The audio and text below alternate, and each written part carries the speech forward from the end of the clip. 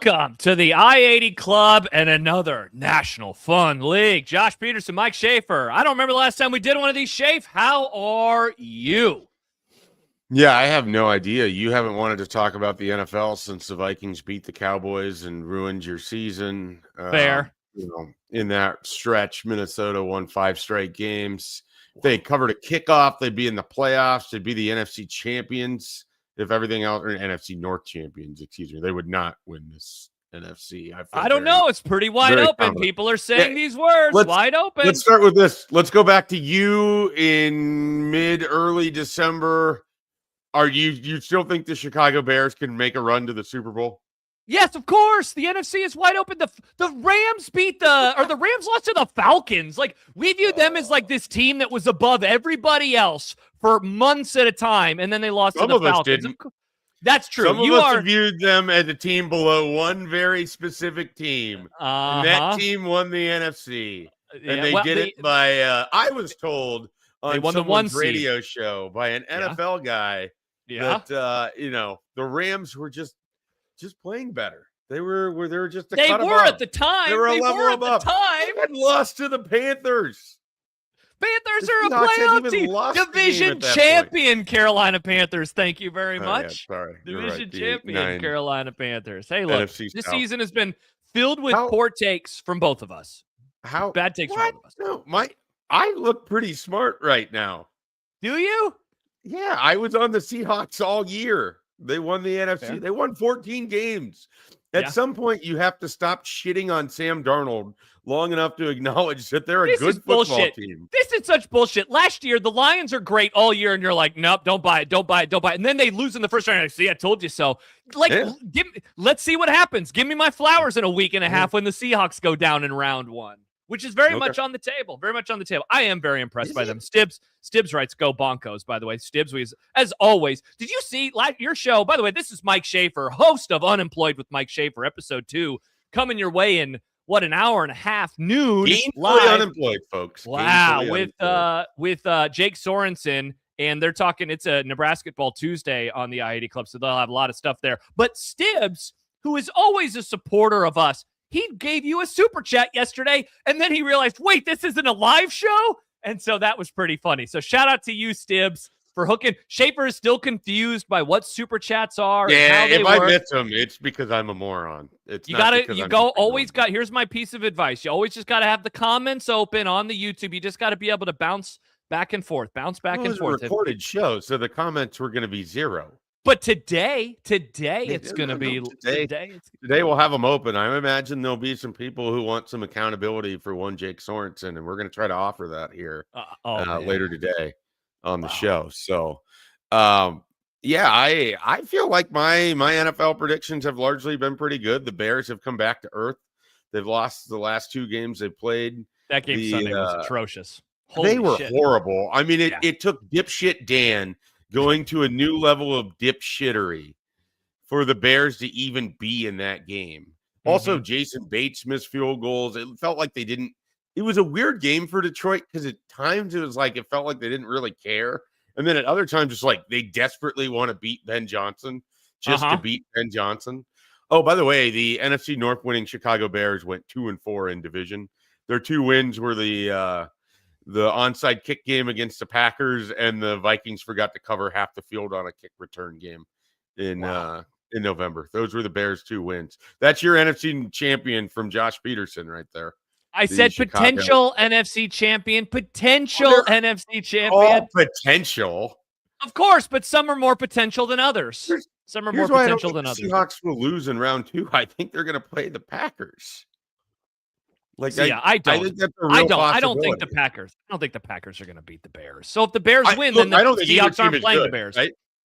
So if neither team is good, it's just a total coin flip to me.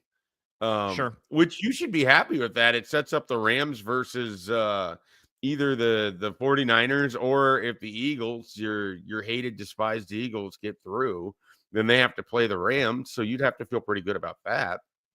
I'd rather that, yeah, certainly in round 2. It was so weird watching the games on Sunday, and the entire time I am a little flabbergasted that the Bears were playing like absolute shit because a win and they get to play the banged up Packers, and that the Eagles were punting on the game. Like, I understood Schaef, like, wanting to rest guys. Week 18 is an opportunity to essentially give your starters a bye, but also, like, man, wouldn't you rather play the Packers? And maybe I am overestimating or underestimating, whichever way I'm trying to view this, the mindset of going into the playoffs.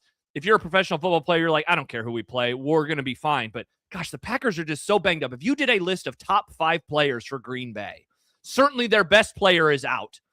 Their second or most important player is out. Their other most important player, the quarterback, hasn't played. When's the last time he played? It's been a few weeks now in Jordan Love. Yeah, he left. What game did Bears? he leave during the Bears game? Yeah. Bears game, yeah. And so, like, I don't know. I'm a little shocked that neither of those teams seemingly wanted the 2 seed. Plus, if you win in round 1, you get another game, and you're an upset away from hosting 3 playoff games, which is what the Eagles got last year. The Eagles got to host 3 playoff games. And so, like, I don't know. Again, maybe I am, as a simpleton just watching on my television, I'm not a big, strong, burly man inside of a huddle. But I guess I'm just a little shocked that neither of those 2 teams that seemingly wanted the 2 seed, because I very much would have wanted the 2 seed. Yeah, I would never have regarded you as strong or burly.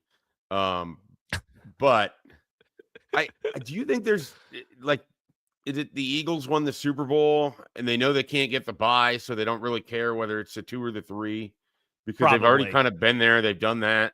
You could make the argument that the Eagles might be like, well, we'd almost rather the Bears play the Packers because then we could get the Bears if we think the Packers are that bad. And we kind of want the Bears. The Bears ran all over us. We want to show them that we're not that team. I don't know. There's lots of different ways that you can sort of spin it. The one thing you can't spin is the Bears were trying to win on Sunday and lost to a team that had absolutely nothing to play for other than to beat their former coach. Like of all of the playoff teams, they looked the worst because they actually played their players and looked bad in that. And they game. played against a team that, in theory, all they had to play for was. Now you could counter that with the Lions are not your typical 9-8 team. In other scenarios, they're at least a playoff team. There are multiple different ways away to have made it into the playoff. Now they haven't looked good at the end of the year, and their defense isn't particularly great, and so for the Bears to struggle like that, but they're an enigma. I mean, all the Chicago people, the Bears. We don't have to talk about the Lions anymore. They're done. They're like the Vikings. They're out. Talk to you next year, Lions. You missed your entire Super Bowl window. Congratulations to you on your 2-year run. That was fantastic. Everybody's going to remember it for what it was. Your dumbass coach not going up by 3 scores in the NFC Championship game and losing to the 49ers. Congratulations to Detroit. You earned it. We love you. Move on. So all of the Chicago Bears fans in my life, I basically reached out to, and it's like, hey, how you feeling? What's because there's a double-edged sword of like, okay, we're in the playoffs, we're at home, we're the 2 seed, we're expecting playing to against win, playing against we're playing against the team that has absolutely owned us. But we did just slay them the last time we played, and we did it in like kind of amazing fashion, incredible fashion, one of the best games of the entire football season. And obviously, you don't apologize for wins in the NFL, et cetera. Never. They had a remarkably unremarkable schedule and eked out win after win until it sort of stopped happening here with the 49ers and now Detroit. So you're coming off of 2 straight losses. You're playing this team that you needed a miracle to beat the one before, and you have all that baggage, and you're at home. Man, it feels like we're going to get one of those kind of like the double doink games. Like it's just going to be sort of a memorable flame out for one of these 2 teams. And the Schadenfreude, or the Schaefenfreude, as we like to call it over here, is going to be really high on Saturday night. Hey, and by the way, they're not expected to win. They are one of the 4 home underdogs in the National Football League. I didn't realize that. They are, wow, someone hasn't listened to Guess the Lines yet. They are I did You're not. out on Guess the Lines? No, week 18. You're a busy man now. You're doing a daily podcast at noon. I am busy. Yeah. I definitely am busy. Also, there was so much bad football on week 18. I realized that we're doing this show, recapping it, but we're also really kicking it forward to the playoffs at the same time. Oh my God. It was terrible. Hard football to watch. Dude, I was so busy. So I called a basketball game. I called a women's basketball game at 1. And so I was pumped. I didn't have to watch the final Dallas Cowboys game of the year. I've seen like 5 plays from it. Never going to go back and watch it. I'm a happy camper for that. I get home. I'm putting together the finishing touches on the look of your show, getting everything set up there. I'm doing a couple of other things for the club. And I'm realizing like, I'm not really missing a whole lot right now, you know? And then, of course, by the time that I got everything done, it was time for Sunday Night Football, and that game ended up being just spectacular, especially in the fourth quarter. And you're right, though. It was a terrible weekend, and so all of that to go back to the Bears, they are indeed a dog, and that surprised me, just given how – I mean, you're right. The Bears have not finished this regular season very well. The Packers have finished the regular season even worse somehow, and yet they are a short home favorite. And I do wonder, you know, Vegas is always, there's the caveat of short road favorite. Yeah, excuse me. 1.5 point favorites. The Packers are, according to the majority of the shops. By the way, if you're wondering other road favorites, real quick, of course, Rams over Panthers. That's the biggest line of the weekend, 10.5. Bills over Jags. Bills 1.5 point road favorite. And then the Texans over the Steelers. That's 3.5. Then Eagles are 4.5 point favorites, and the Patriots are 3.5 point favorites. But going back to Bears Packers real quick, Schaef, I think you almost have to set the line Packers minus 1.5 or whatever line it's going to be, because if it's the Bears, people like you are like, what the hell? No way. Give me the Packers on the money line. And now you're going to get a bit more even money, I think. Well, it's such a public team. Both of them are. Well, are the Bears Packers? The Bears are a publicly liked team, but they're not a publicly backed team. No. But they're both public teams in that, you know, one is a huge market and one is the Packers. Sure. Yeah. And what I mean, like with the Packers being a public team, is people tend to, this is, you know, my own bias here, but they tend to overvalue everything Green Bay has ever done when it comes to gambling. Like they get a boost in everything they do. Like it's just how it is. And even when they didn't have a particularly good season before the fallout at the end of the year, there was still this, you know, they won that game against Detroit on Thanksgiving. And I think I even text you. I'm like, here we go. It's going to be a bunch of, Green Bay's a team to watch. And then obviously the game against Denver, where I will point out they were losing before these injuries occurred. Like they were playing started well. melting down. Yeah. But it was that stupid interception that the Jordan Love pick that changed everything, when they could have gone up by 3 scores? Weren't they up by 2 scores at that time?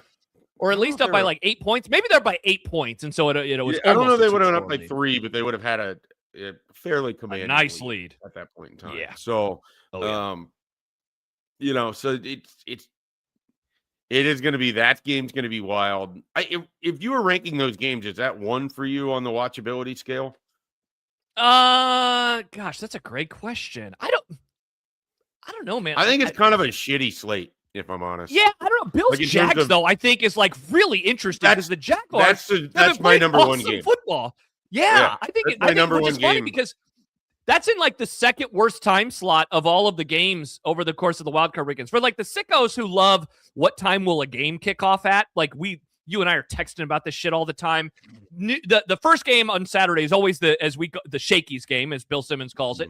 That's the worst game of the weekend. And then the noon game. And then after that, it just kind of bounces around. Bills Jaguars is awesome. Jaguars have been playing great football. Of course, you and I are going to be all in on the Bills. We're hoping that the Bills go on a nice little run here.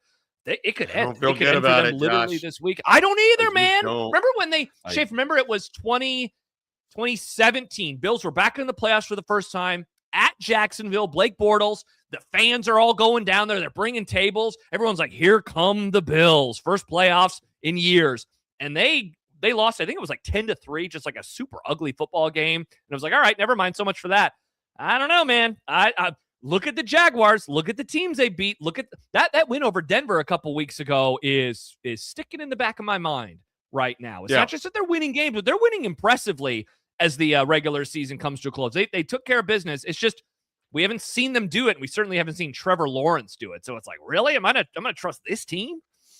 The thing that's like kind of hard to square up is middle of the year, they're winning games. Like they beat the Chiefs, they're having success, but you're also looking at it and you're like, this pass defense is terrible. Like, who are they going to say? They don't have much of a pass rush. They don't have like a very good secondary. Their defense in this stretch of which they've just been murdering teams has been playing better football too. And so there's like a part of me that thinks we could be a few weeks from now looking at an all AFC South. You know, it wouldn't shock me if we're getting Texans versus Jags. I wouldn't want it. I wouldn't wish that on anyone. You know, but they split the season series. Would not surprise me. They played bonkers ass games in their season series, by the way. I mean, there was the one game where Davis Mills starts it and Jacksonville forces like 4 turnovers in the first half, builds this lead. They're up, I think, 29-10. And I, as someone who had Jacksonville at like plus 3.5 or 2.5, whatever it was, feeling really great that day in Vegas, only to watch and they did it in another meaningful fashion for you and I with the 33 pool. The Houston Texans returning a touchdown at the end of the game for no reason whatsoever, just blowing things up. And so that was they've had some wild games, and I don't feel like the Bills are as good. I just don't. They're definitely not.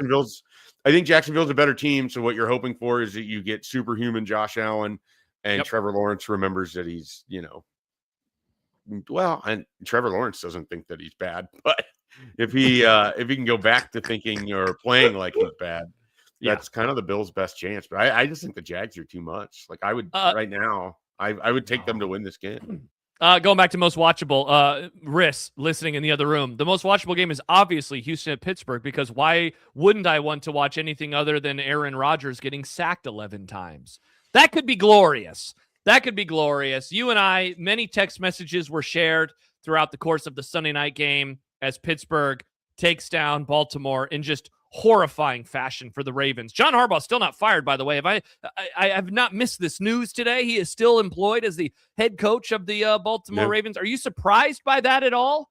Because I definitely thought that it was on the table. Yes and no. I mean, like, there's the part of me that's like, okay, like you fire him, are you overhauling your entire franchise? Or, you know, because like whoever you hire has to figure out how or what they're going to do with Lamar Jackson. The cap hit that he has is enormous. And then you have to tailor your offense to him a little bit. And I think, like, I don't know what it comes off publicly, but I think Lamar might be somewhat of a more difficult quarterback to manage. So I don't know that it's like a super easy job. And frankly, I still regard, like, if John Harbaugh was available and I'm one of these other teams that don't have a coach right now, I would want him immediately. Like, he would be the best available coach on the market in my mind. Now, right now, I also think that's Kevin Stefanski, who I cannot, you know, it's the Mike Vrabel thing. Like, you're a horrible franchise and you're choosing to keep the GM over the coach. He's a 2-time even coach after all the stupid shit you did at quarterback with Deshaun Watson. Your owner falls just short of the Jerry Jones meddlesome moron category in Haslam. Like, Cleveland is a mess, and the one thing they have going for it is Kevin Stefanski's a pretty good coach. Oh, 2-time coach of the year. Yeah. So he's going to land somewhere, and someone's getting a great coach. If Harbaugh gets axed, if I'm like the Falcons, I'm all over that. You know, like, that's a guy that I think he's going to be fine, you know, if he has to start over somewhere else, if he wants to. I mean, he's won a Super Bowl. I mean, I don't know how old he is. I don't know if this is something you never know of coaches. Like, if you get removed from it, do you just like, I can go be an analyst and do that for 15 years, you know? Yeah. I mean, he's probably, my guess would be mid to late 50s, won a Super Bowl, as you mentioned. The stuff with Lamar, it's been so interesting as of late. You know, there was a story behind a paywall. So I was unable to read it from one of the Baltimore papers about the relationship. I know some of the excerpts made their way around the internet a couple of weeks ago around Christmas time. And just, you know, sometimes you are at a place too long. And I thought that the loser of Sunday night's game, that was going to be on the table. I thought that Harbaugh had a chance more than Tomlin to get let go, just because Tomlin and that's just not how the Steelers operate. And now that they won another division, you know, I don't think that Tomlin is going to get canned. I thought that Harbaugh very much had a chance to. You're right, though. Like, I think he's a good coach. You know, I think he's adapted to the modern game. But again, he's just been there for so long, and they've been unable to kind of take that next step. You know, I view him and Tomlin's lack of success very differently over the last, 5 to 10 years. It's very different. There's also like a discussion that we could have in the off season because it's a long, far-reaching one. Like you look Sad. at the Ravens, the Chiefs, the Bills.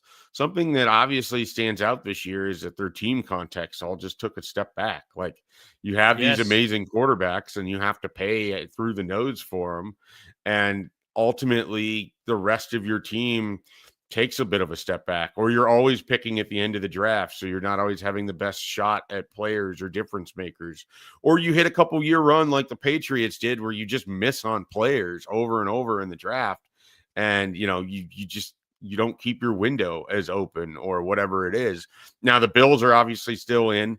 That could be just as much of a product of getting 4 games against the Dolphins and the Jets. Now they only won 3 of them, and I think the Bills are good. But it's a real sort of conversation. When you have a quarterback like Lamar Jackson, it does affect every other part of your team. How you build your offense, your offensive coordinator, but then also what type of players you have available defensively, how you choose to build it.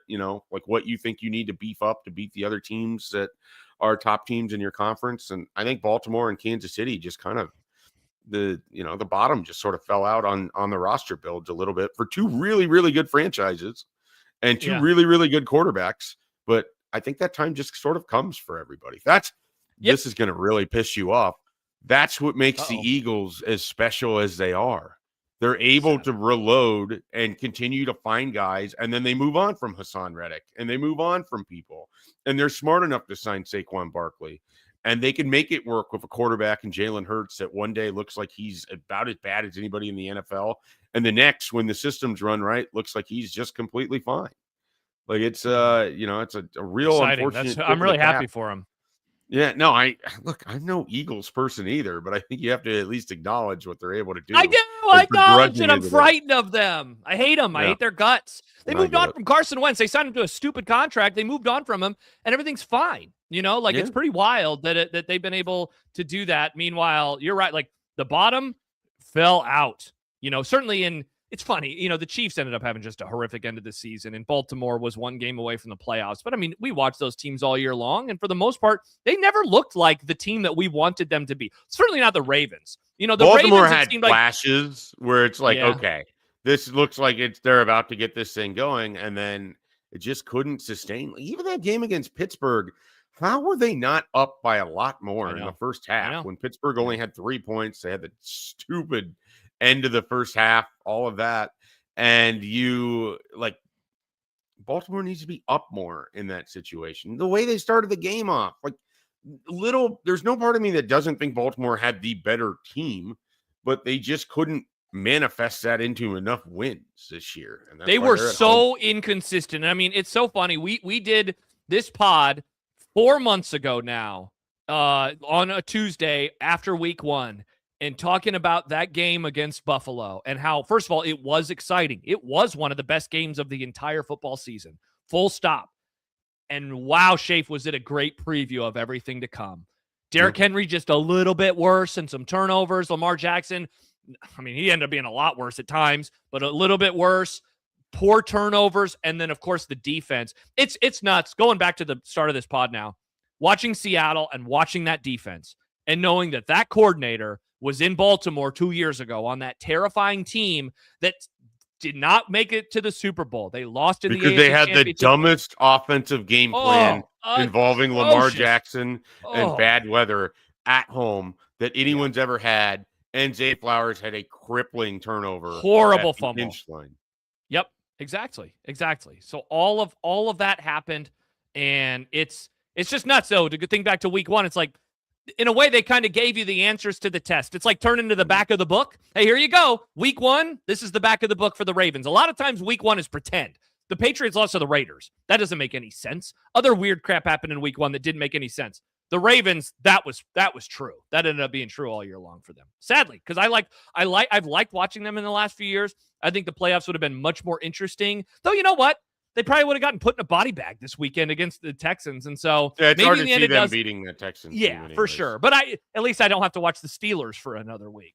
You know? No, that's fair. And the thing is with the Ravens is you for whatever Lamar Jackson is, and I'm a Lamar guy. Like, I think he's an incredible quarterback. I think you do what you can to build around him.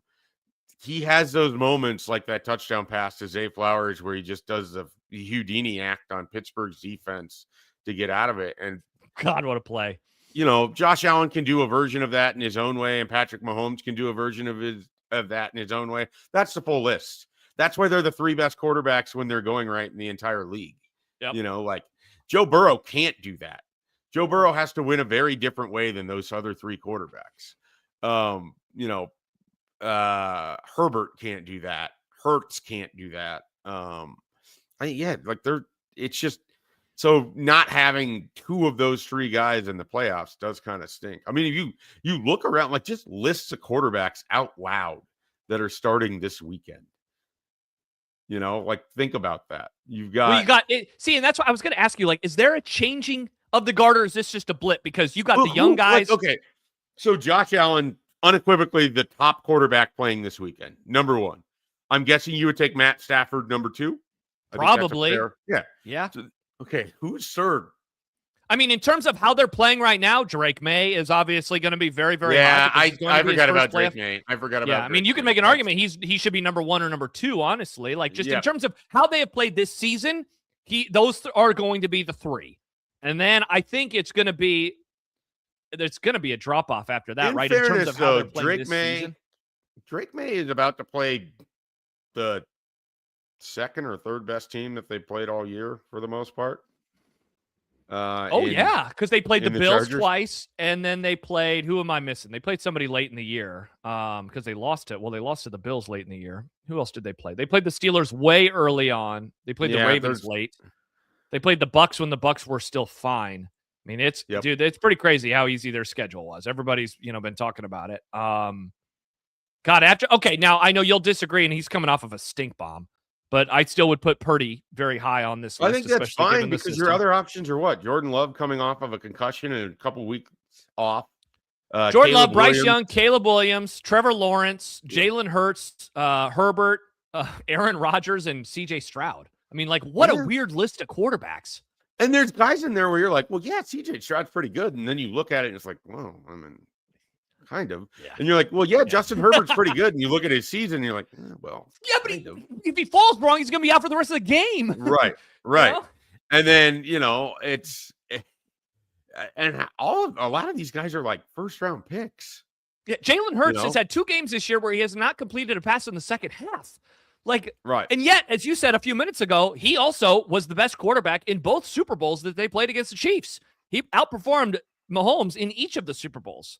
So it's like, what a strange group. And that's why, like, the changing of the guard, I know it's kind of a lazy question because the answer is going to be no. Like, this is just going to be like and I don't even think it's a blip. It's just a middle kind of gray area where some quarterbacks are getting older, and then there's this new crop of young players. But I mean, to enter the playoffs and to think about some of the stalwarts of recent years, of course, the Chiefs and the Ravens, chief among them, but even I know that it's been a short run, but the Lions have been, a part of the playoff structure in each of the last few years, and they're not going to be involved. The Cowboys, have missed it for 2 years in a row. The Vikings have been a mainstay for the most part, at least every other year. The Bucks have been there for 4 or 5 years.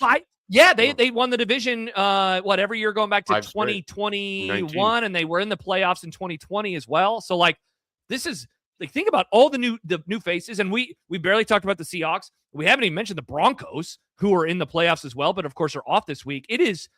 That's why, and we're gonna have to cut this short today. We're gonna be off at 10:55. You'll have your pod at noon. That'll be Nebraska basketball focus. But you're filling in for John and Marlon on Sportsman Conduct.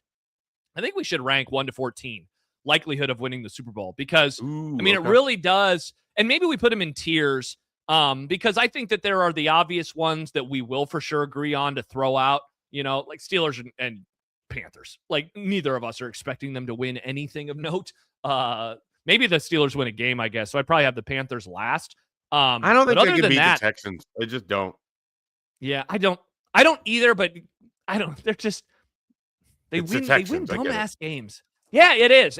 And all it takes is just a couple of plays here and there, and suddenly it's like, CJ Stroud, what are you doing? And the game is unfolding in a very strange capacity. But anyway, all that to say, it is what makes this next month really interesting. In the last few years, we started doing National Fun League on and off during the 2022 season. And you remember every year at this time, just this kind of, it's going to be the Chiefs versus somebody. And for a couple of years, it was going to be the Chiefs versus the Eagles. This year, there is none of that. You love the Seahawks. I don't trust them. And I can only explain it by past things that happened with a quarterback who wasn't even on Seattle before this season, right? I think that's what makes this postseason really, really cool. Yep. You could pick the Eagles to go on a run because they've been there. They've made 2 of the last 3 Super Bowls. They have the infrastructure. They've performed in big games. On the other hand, you can pick them to lose the 49ers this weekend. I think that it's like that for a lot of teams, which is going to make this the next month very special. And I think, again, it comes back to if there's a changing in the guard in the NFL, it's that we no longer have to have superhero quarterback play. You can have just really, really competent football teams. That's what the Broncos and the Seahawks are. I mean, we did the ranking of the quarterbacks, the 2 that were left out because they don't play this week. I mean, I'm as big of a Sam Darnold guy as there is, and I'm not putting him above, Drake May, Matt Stafford, Josh Allen. He's probably on par with Trevor Lawrence, So, and to say that statement out loud in September, I would think that you were insulting Sam Darnold at that point. Yeah. Exactly. And Jags fans would be like, wait a minute. Insulting Sam Darnold. What are we doing here? And then Bo Nix, where the hell would he go on this list of quarterbacks? Yeah. I mean, Bo Nix on this list last year was probably the last quarterback. Yeah. On this list this year, he maybe like 10th. If so, say all that you say about Jalen Hurts, and then it's like, all right, I think Bo Nix is like a poor man's version of that. Yet I could see them going on a run because they have the stuff that you want. They have the defense, and obviously they have not just like a great crowd, but they have the altitude, which is always going to be something that I think you have to take into account. And that's why, man, not to move away from the discussion for a moment, but if we can get Bills at Broncos, like, oh my gosh, I think that would be spectacular. And so what would that take? That would take the Bills winning and then chalk or even the Texans winning against the Steelers, and we're good to go, right? Because the 6 would beat the 3, so the 6 would go to the 1, and then whatever else happens, as long as the Patriots and then whatever happens after that. You'd have Patriots hosting Texans probably, Bills at Broncos. Yeah, I could do that for sure. Let me ask you a sort of fun to think about question that I really should save for the radio show tomorrow. You could do a dumb debates on it, but it's in my head now, and we got a few minutes here. Okay. Which conference has a better chance of having the 5, 6, and 7 all win? Oh, that is an awesome question. 5, 6, and 7. So we're talking about in the AFC, that is Texans, Bills and Chargers. Bills, Chargers, and then in the NFC, it is 2 NFC West teams and the Panthers. Oh. Nope. 2 NFC West teams and the Packers. And the Packers, my bad. Shit, it might be the NFC, isn't it? Because it seems like that because I think the Chargers and the Bills have tougher games in my mind. Yep. But then at the same time, it's like, okay, well, this Packers team hasn't exactly shown any ability to beat anybody. And who knows what they can even put on the field. Could I sell you on being the AFC? You'd be taking the 49ers on the road in Philadelphia, coming off of a horrible performance against Seattle and maybe playing the best defense at times in the NFC and the Eagles. I told that to my friend David, who's a 49ers fan. I said, man, watching you against the Seahawks defense, I think is concerning because the Eagles obviously can get after you on that side of the ball. And on the AFC side, of course, Josh Allen, all it takes is for him to go supernova. I think the Texans are going to win. And first playoff game for Drake May and what I think of Harbaugh, boom. And it's like they slow the game down, they make some plays, Herbert doesn't make mistakes and stuff. And they win 13-10. That's very much on the table. Isn't their pass defense quietly one of the better ones in the NFL? So if you force the Patriots to kind of have to play a really slowed down possession oriented game, and they can't run out to a lead, and they're not just going to sort of out athlete or out talent you because this is a good team. You're putting a lot of emphasis on every possession. And in that scenario, banged up Justin Herbert or Drake May first playoff game. I mean, and Herbert hasn't been good at the playoffs in his career either.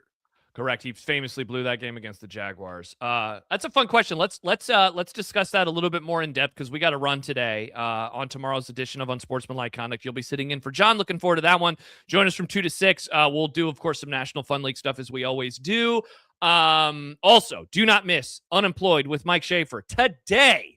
Jake Sorensen joins you coming off of, good Lord, 13, 14 hours ago, Nebraska did it again. They are now 15-0. They will remain in the top. Well, obviously, the rankings don't adjust before a Saturday game, but they will be a top 10 undefeated team as they take on Indiana on Saturday morning into the early afternoon. I am very excited to watch and listen to that podcast. And of course, Schaef, people can watch it right here on the YouTube channel and then subscribe to your podcast feed. We got all of the kinks worked out yesterday. I think that we will be good to go and set for everything moving forward.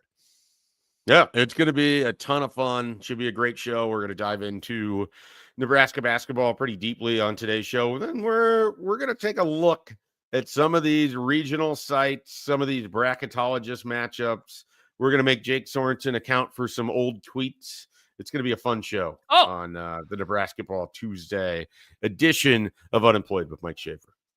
Perfect. So that'll come your way just over an hour from now. Watch that one live here on the YouTube channel. Go turn on notifications. The link is already good to go, so you can go have that open and ready for you coming up as we roll on with this show. Super excited. And I'll be joining you tomorrow, College Football Wednesday. So lots to talk about with you. So Schaef and I, we're trying to figure out National Fun League's place moving forward. Of course, the season is coming to an end, so it was going to go away soon anyway, but just in terms of schedules and how everything is going to work out with our mornings and early afternoons. So TBD on that. Certainly would like to do some crossover stuff with Matt on the weekends if we can make that happen. So perhaps we just fold everything under one umbrella, National Fun League before the witching hour type situation. So stay tuned for updates. We'll have all of those for you as the Super Bowl gets closer and closer. But again, don't miss Schaef's episode today with Jake Sorensen. Looking forward to that one, talking about the win last night. We have a bonus pod coming for subscribers tomorrow, I-80 Live. Ooh. Jack Mitchell and yours truly. Lots of portal stuff, lots of Nebraska basketball stuff. So it's a quite the January that we are all here for. So for Mike Schaefer, I'm Josh Peterson. Thanks for joining us on National Fun League. We'll talk to you later. Eberflus is fired. Bye-bye.